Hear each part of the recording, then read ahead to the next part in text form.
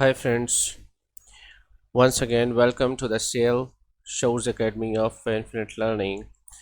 In continuation with my previous topic on quadratic equation, this time the quadratic equation we are going to solve is y square minus 2y minus 15 is equal to 0. As we learned last time that first we have to identify the coefficient of y square or x square, the value of a, and then the constant by comparing the given equation to the standard form of quadratic equation.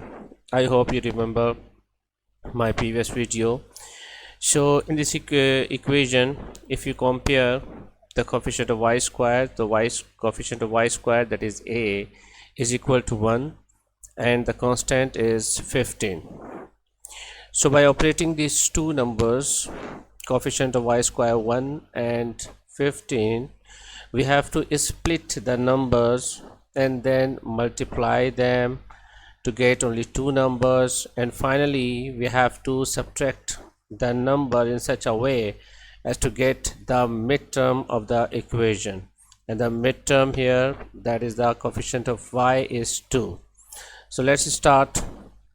I multiply the coefficient of y square 1 multiply by the constant 15. I split the constant 15 into 5 into 3, and 5 into 1 is 5, and then multiply by 3.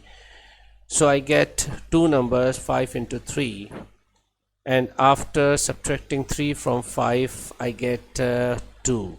2 is the middle term or the coefficient of y. You can see it means that if we have minus sign before the constant, we have to make the middle term by subtracting the value, and if we have plus sign before the constant, then we have to add two values to bring the middle term. This is the simple principle.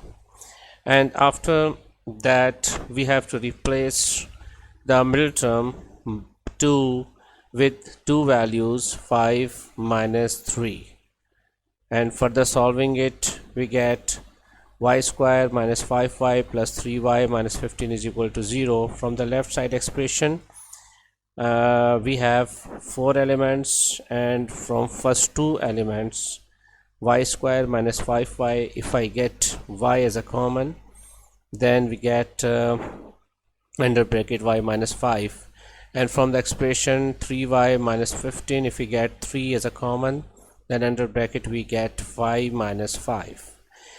And you can see that these two brackets have the same expression, same brackets we have made finally, and by taking the bracket as a common we get y minus 5, and what remains behind is y plus 3. Then this is equal to 0. So from these two expression, y minus 5 and y plus 3, we can make the solution set. So you can easily make the solution set if you have watched my previous video, and you should make the solution set and share with me. Thank you. Bye.